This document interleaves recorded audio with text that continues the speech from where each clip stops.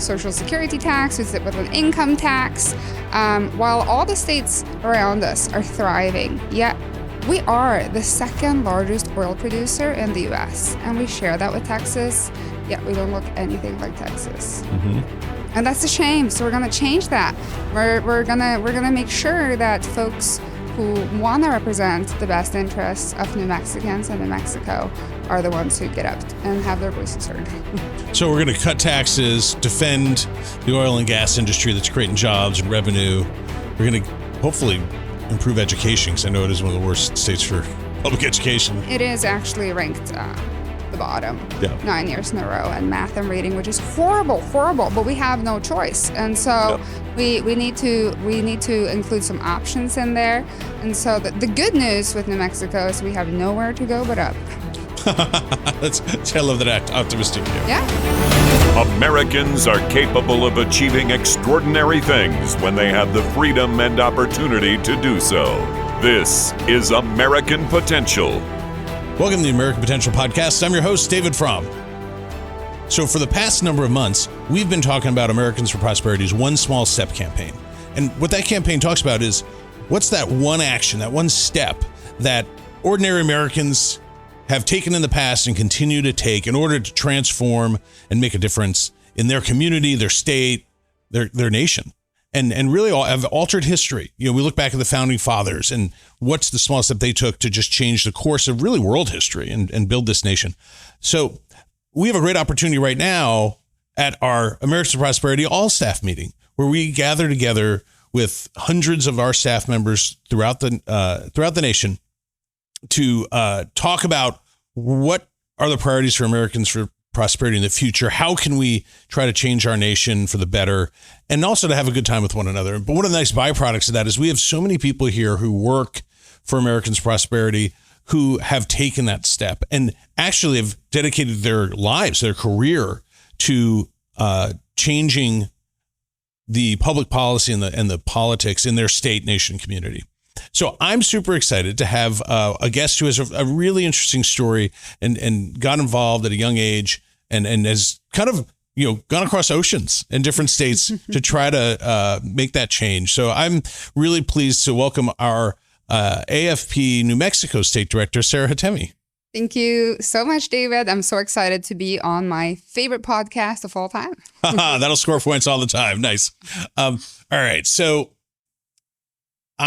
some people will detect that you have a slight accent. Oh. Yeah. And so you were not born in America. And in case you didn't realize that. So tell me a little bit about, where were you born? Where'd you grow up? And what was that like? Absolutely. So I was raised in Norway, but let's take it a step back. My parents, because I don't look very Norwegian, my parents are Eastern European. They grew up in Kosovo, and I believe they loved that. But together, they wanted to pursue a little bit more of a modern life, and I like to think of it as their pursuit of the American dream, although they didn't end up in the U.S. And so they, at a very young age, decided to move out of Kosovo together. Luckily, a few years before, war broke loose in that region. So I'm really grateful for that. And on their way to Norway, they stopped in Sweden. That was really where they were trying to immigrate first. And so I was born in Sweden we hung out there for a short 6 months, and then they continued over to North Norway, and they got on the process to get their citizenship, and we became Norwegians. Well, as I've repeated a gazillion times, as someone who's 100% Norwegian by ethnicity, when I met you, I was like, oh my gosh, you're Norwegian? This is amazing. I'm so excited. What about all these words I grew up saying? And you're like, nah, that's not really a thing. Anyway. Some of them are. Yeah, kind of. So tell me about what it was like growing up in Norway. So take me through elementary school all the way through high school. What'd you think about it? What it was like? Absolutely. I absolutely loved Norway. For a moment, I was actually confused. I didn't know I wasn't Norwegian. When you're a kid, you don't think about these things. And my parents were hardcore into assimilation.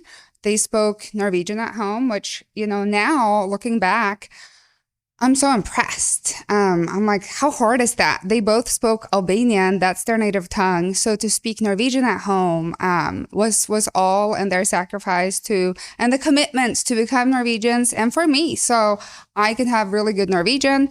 Around fifth grade or so, I was a little slow. It took me some time.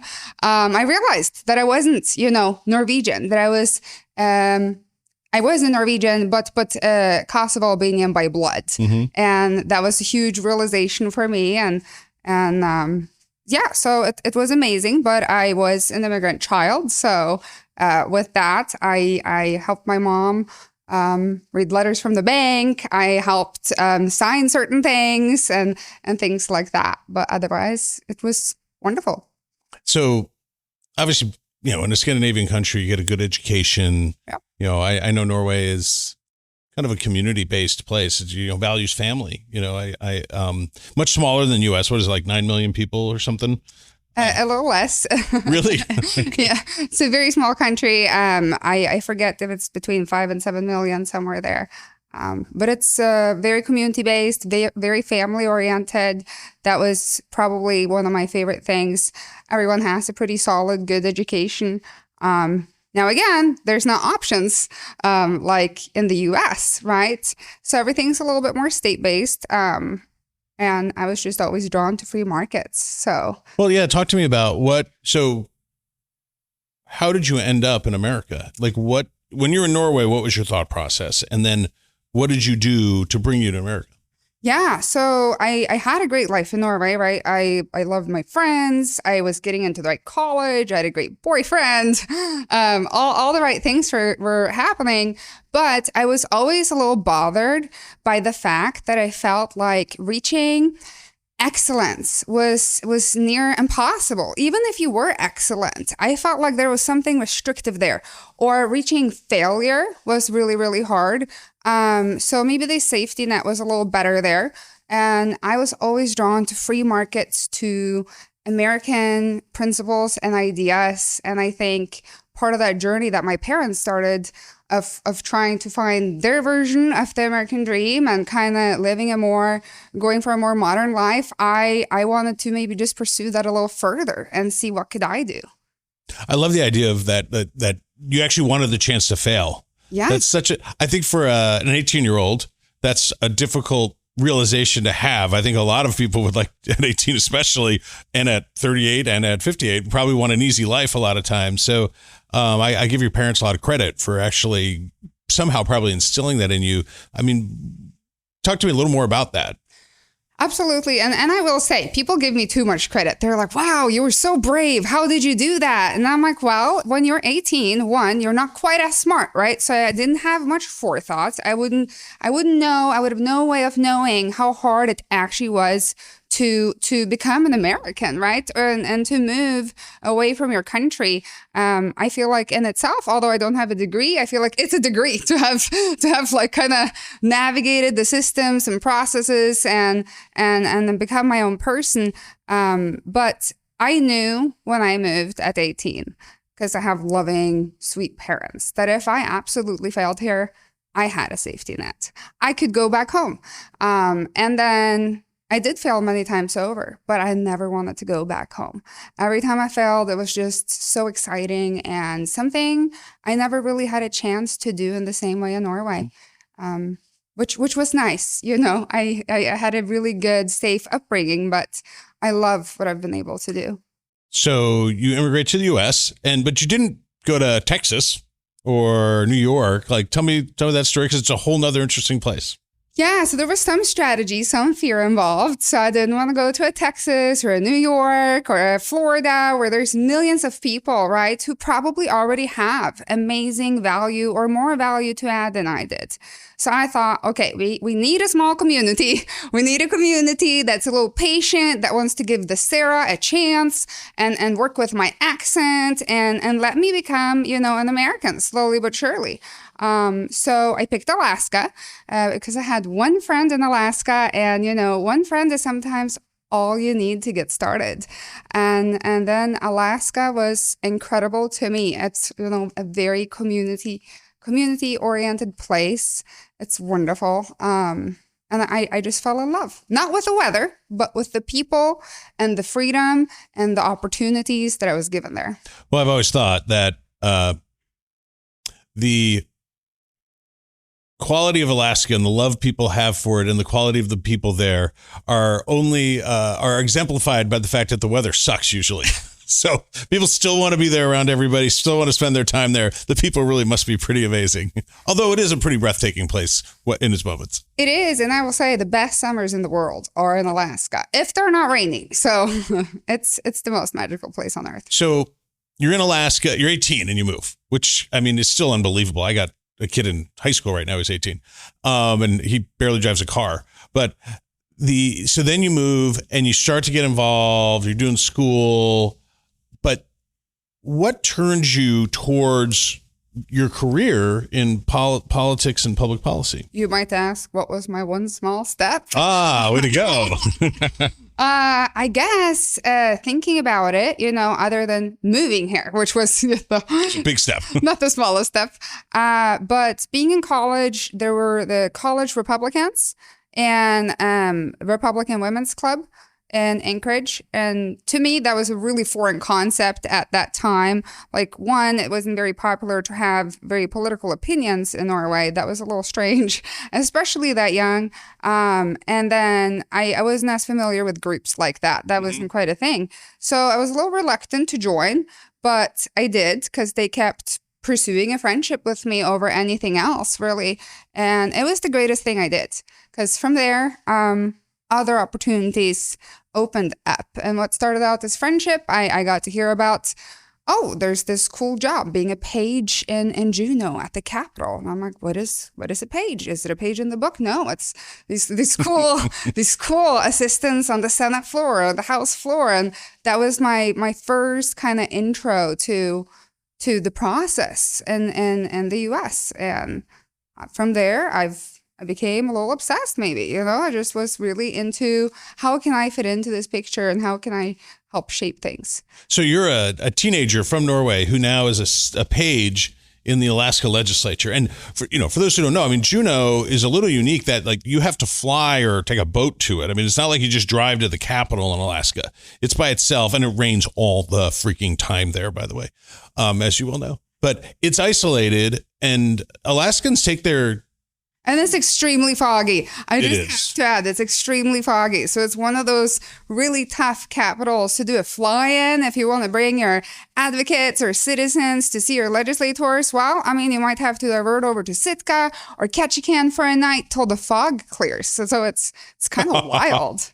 There's probably a metaphor somewhere in there about Alaska politics, but Alaskans take their politics seriously, and like the legislature is a big deal there. And so I think as an immigrant teenager, really, you're now working in the legislature. What was that like? Were you intimidated, or it sounds like you found it exhilarating? I mean, of course, I was a little intimidated, but I was so humbled and felt so blessed and really accepted by Americans. I have never found more accepting people in my life. Everyone welcomed me with open arms. And, back then I know I sounded strange. I could barely pronounce half the names. And you know what? They thought it was endearing. They worked with me. They enjoyed that. And it was such a good experience for me to see that I didn't have to know it all. And there was still a place to grow from. So you have this great experience as a page. And then you went further in politics in Alaska and eventually ended up with Americans for Prosperity, which we're thrilled about. So tell me about how you ended up coming to meet up with AFP, and what was your experience working with AFP? Yeah, so I did a couple of off things here and there before AFP came to town, worked on some campaigns that were really exciting. Issue campaigns, trying to protect our oil and gas and whatnot in Alaska. And then I heard Americans for Prosperity was coming to town. And I thought, wow, this is a big deal for Alaska. I mean, we don't have any other organization like that. And that could make it or break it for Alaskans. And so I just thought, I want to be part of this. I want to help. And that's all I was after. So I just started helping volunteering for a long time. volunteered at the doors, volunteered with painting the walls, all sorts of things. And then one day I became a paid door knocker, which I was surprised. They just decided to pay me at first because my first door, I ran away, you know? I was It like, can oh, be no. intimidating. I mean, And now I eat doors. So, you know, that was so cool. So that's how it all started. And I was just grateful to be part of building what was the first chapter in Alaska. yeah. Well, and it's been a sustained thing. I mean, the chapter's is really impactful in Alaska. I could tell. You know, I actually believe that you, as a state director, you're the first person to go from part-time door knocker, which we call a grassroots associate, to a state director leading a state. So, Really? yeah. I think that's cool. it's a great progression. I think it's such an authentic path that you walk down. I think it's pretty cool. So I think so too. so you're working as a grassroots engagement director. You're meeting all the political folks and the legislators and organizing community in Alaska, and with a fair amount of success. I mean, I know that you were one of the most successful grassroots engagement directors we had. Thank you. And then eventually we're the deputy state director. So, you know, what was your time when you were working in Alaska for the last 5 years or so? What did you think of doing that? I thought it was amazing, and I had a real chance of, one, I learned so many different things, right? Sometimes we think elected officials and people are more than people. And I learned that everyone puts their pants on one leg at a time. So that really excited me, right? And then there's space for everyone. And I also saw that it actually doesn't take that much. It does, but not all that much to start a movement, to get people involved. And that, you know, one voice becomes 5 voices. Those 5 voices become 15. Those 15 become 25.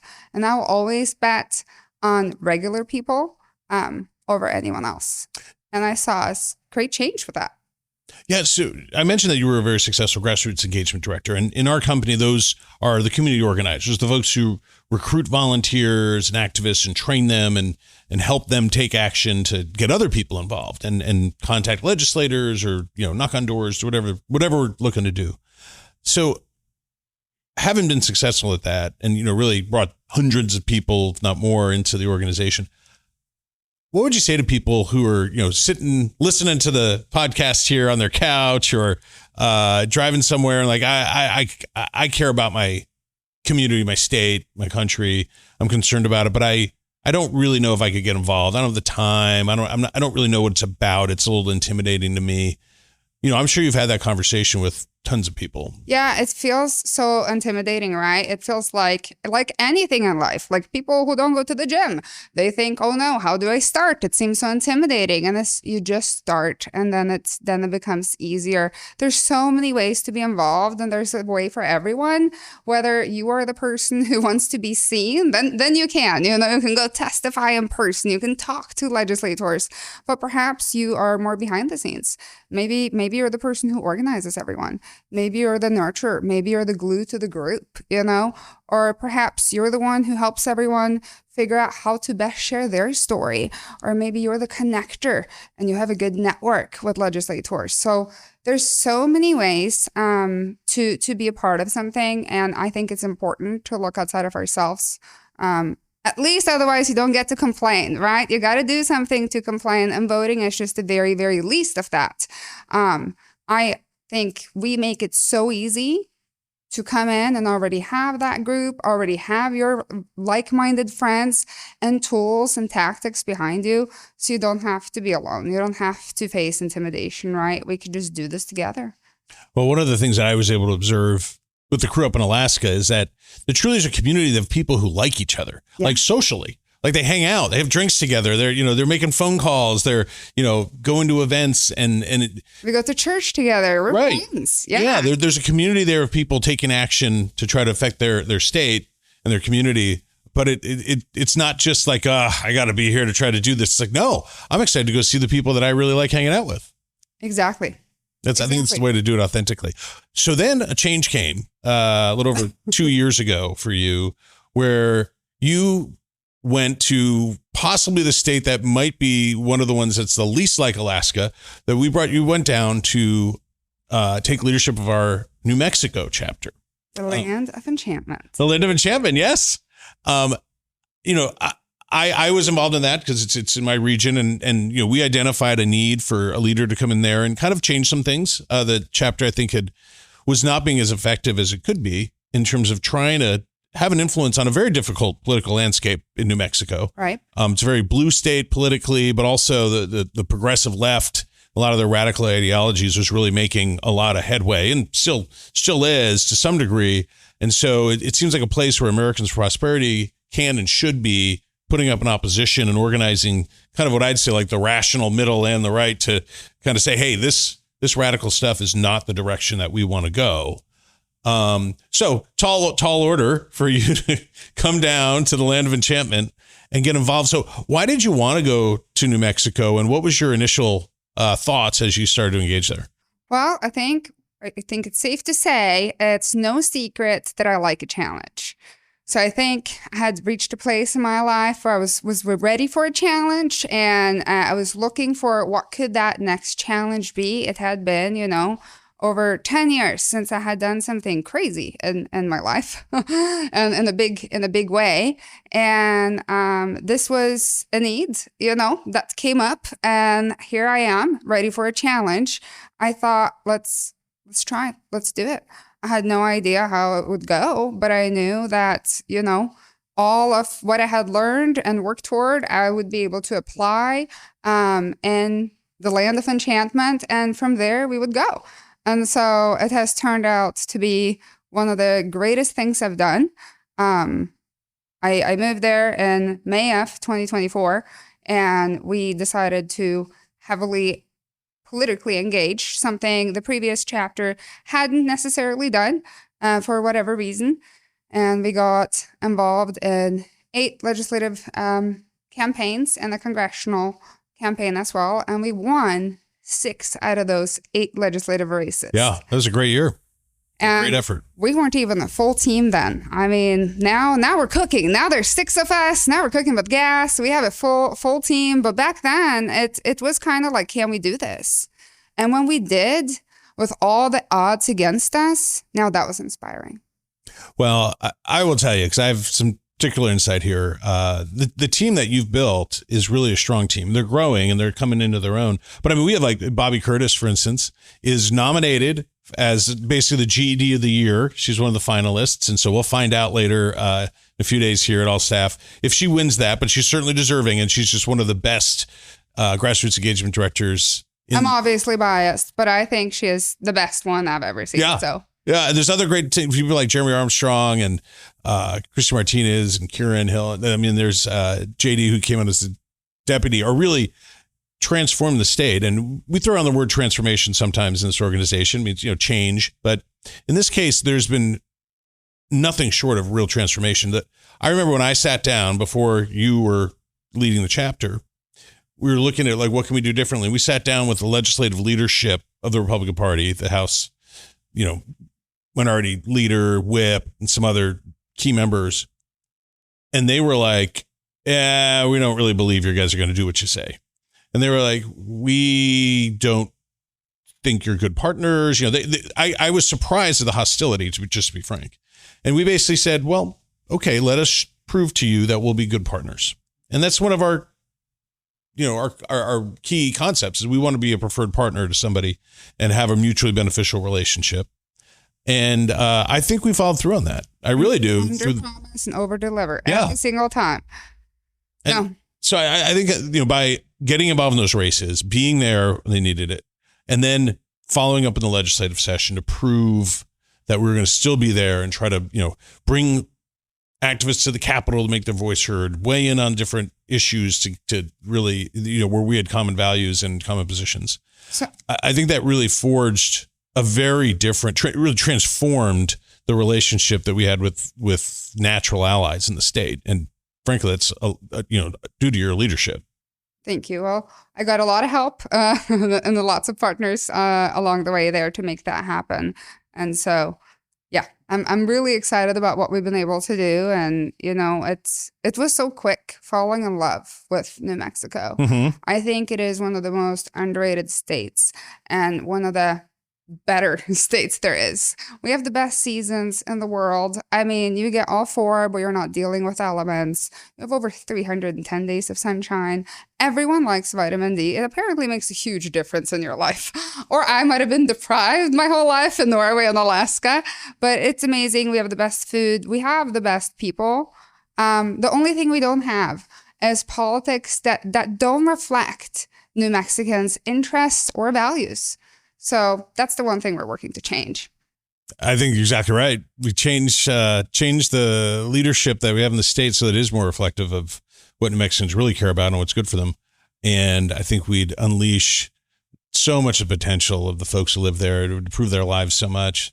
So going back, when you look ahead in New Mexico, yeah, what are you excited about and where do you want the state to go? I'm excited about truly restoring a voice to New Mexicans. New Mexicans deserve more. You know, a lot of people don't know that New Mexico is pretty well off, the state itself. It sits on over $70 billion in permanent funds, all from oil and gas. So the state is not needing for money. However, New Mexicans are some of the poorest per capita. They're highly taxed. We sit with a gross receipts tax. We sit with a social security tax. We sit with an income tax. While all the states around us are thriving, yet we are the second largest oil producer in the U.S. And we share that with Texas, yet we don't look anything like Texas. Mm-hmm. And that's a shame. So we're going to change that. We're gonna make sure that folks who want to represent the best interests of New Mexicans and New Mexico are the ones who get up and have their voices heard. So we're going to cut taxes, defend the oil and gas industry that's creating jobs and revenue. We're going to hopefully improve education, because I know it is one of the worst states for public education. It is actually ranked the bottom 9 years in a row in math and reading, which is horrible, but we have no choice. And so we need to include some options in there. And so the good news with New Mexico is we have nowhere to go but up. I love that optimistic view. Yeah. So when you step back, you lived in Alaska, New Mexico, and Norway. Tell me something that you like, that you take away that you know, when it stands out that you like about each place. Yeah. Okay. Norway. I just love how family oriented and community minded it is. I am so grateful I grew up there for those reasons, but also for my perspective now. I think it is so easy to take for granted what you don't know, what you have, right? And I think there's so many Americans that don't quite realize, especially when they're younger, what an amazing country we live in and what amazing opportunities we have ahead of us. And I think because I grew up in Norway and I came here, my eye is always a little sharper to that. I realize I'm so grateful for the opportunities and that it's up to me how I want to make my life. And truly that's the case here. I don't know that's the case anywhere else in the world. So that's really cool. Alaska is wild and free in its own way. And that's my favorite thing about Alaska. Also the people, I have to say the people is the one common thing in all three places, whether it's Norway, Alaska, or New Mexico. And then New Mexico has the best weather, the best people, the best food. So I'm not sure if you were looking for that answer. Well, hey, that's your opinion.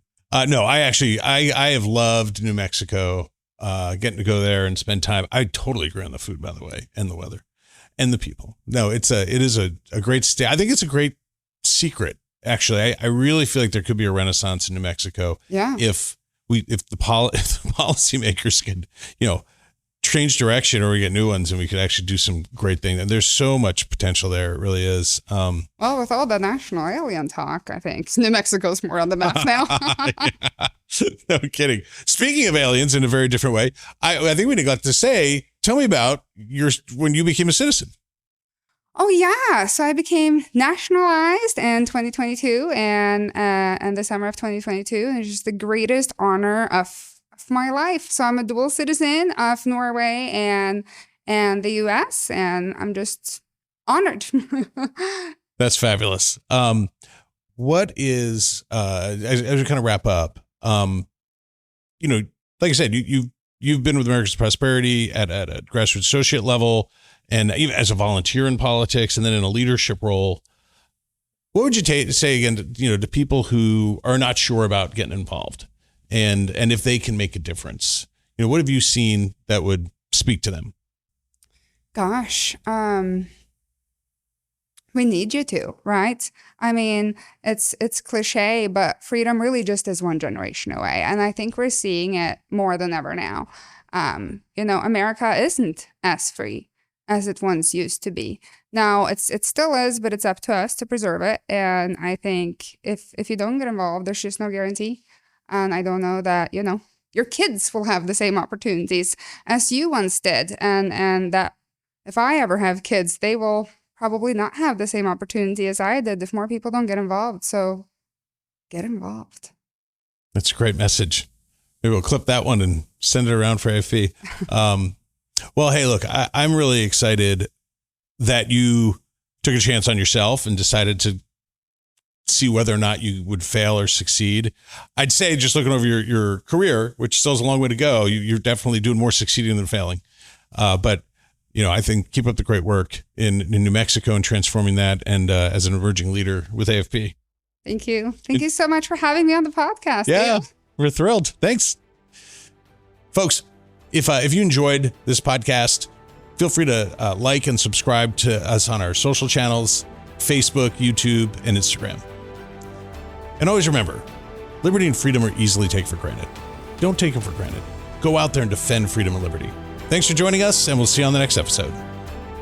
Thank you for listening to American Potential. You may listen to more stories from Americans working every day to expand freedom and opportunity in their communities by visiting AmericanPotential.com.